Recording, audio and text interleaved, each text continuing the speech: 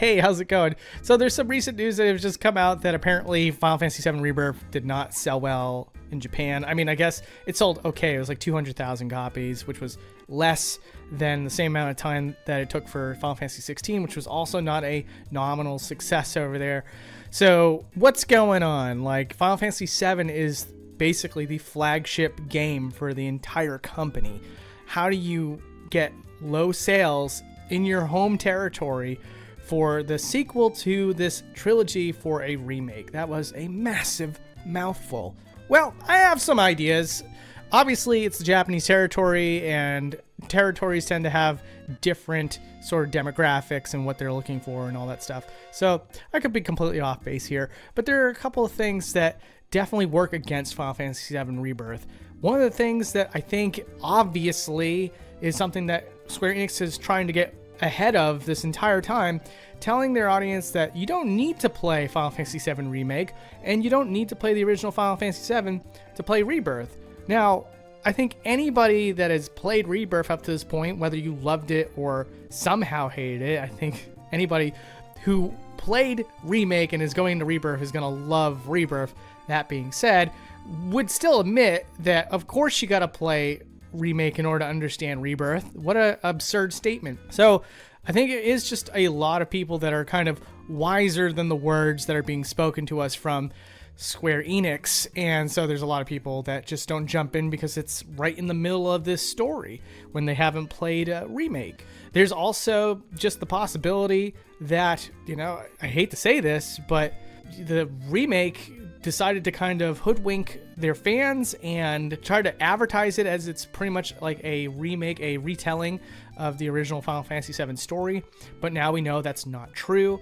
Reviews have come out, people have played it, and I think there was a lot of day oneers like myself that bought Remake thinking, yeah, this is going to be, for the most part, a retelling of Final Fantasy VII to a T, but with some added bonus content, some extra story, not a completely altered story, a Universe B story that sort of serves as like a sequel that's touring us through the events of Final Fantasy VII. That's how I would describe it. It's like a stealth sequel. I personally was not really excited about that idea, and so I'm personally not picking up Rebirth as a result of that.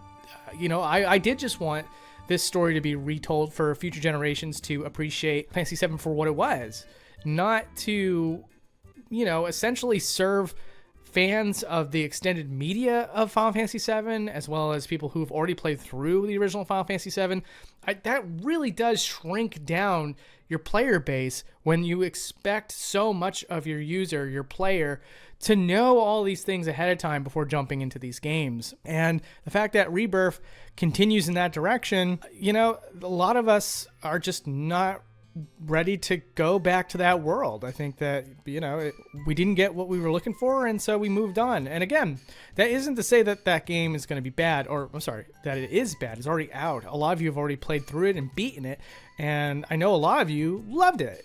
And I think that Rebirth is kind of in a great spot where it's like there's no deception involved at this point. If you liked where the direction of Remake went and Rebirth is on its way, then that's a perfect marriage, and I'm sure all of you are having an amazing, wonderful time, and I would never tell you that you shouldn't have that amazing, wonderful time with the game. I hope that you're enjoying it. And I guess I'm saying too that it is a little bit unfortunate that we're seeing dipped low numbers for something that is I'll just say this, that Square Enix is really banking on this being a success. The fact that Forspoken tanked, then Final Fantasy 16 didn't meet expectations, and now this is definitely not meeting expectations at the moment. We still need to know what the numbers are in the US, but the fact that it's also PlayStation 5 exclusive now at this point, that's also another reason, by the way, that the sales might be a little bit lower. I think maybe the install base of the PlayStation 5 is lower than it was for the PlayStation 4 at the time of its release. On top of that, too, I think we also need to consider something else here, that Final Fantasy 16 was also PlayStation 5 exclusive, and somehow that has outsold Final Fantasy 7 Remake. And again, this is all in Japan.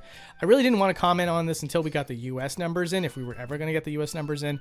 But still, it's like one of those things that's really fascinating to me, and it's really unfortunate too, because for as much as I'm not interested in playing Rebirth, I still want to see it taken all the way to the end goal here of whatever their vision was from the start. Like, get that out of the way, and then here's my fingers crossed moment here for you guys, is that I hope that with the creators making all these environments, taking you through all these story beats, and having all these character models made, and you know, maybe the gameplay, maybe not the gameplay. I don't know if you know where I'm going with this yet, but what I would love to see is possibly taking all of those assets, the music, the environments, the story, the voice acting, maybe can be reused, maybe, and amalgamate it into one complete Final Fantasy VII actual remake package. With this complete edition, they just tell the story of Final Fantasy VII, maybe work in turn-based combat, but I know a lot of you guys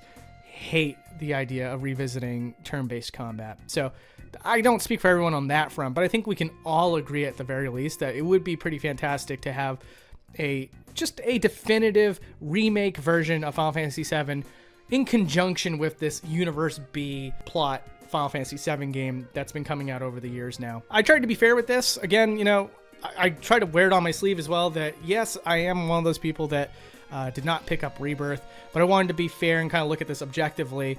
And I hope that, you know, if you were enjoying the game and you saw this video, that you could see that, you know, I'm trying to advocate for you guys and also sympathize for all of you out there if this concerns you in any sort of way. I think no matter what, we still get that part 3.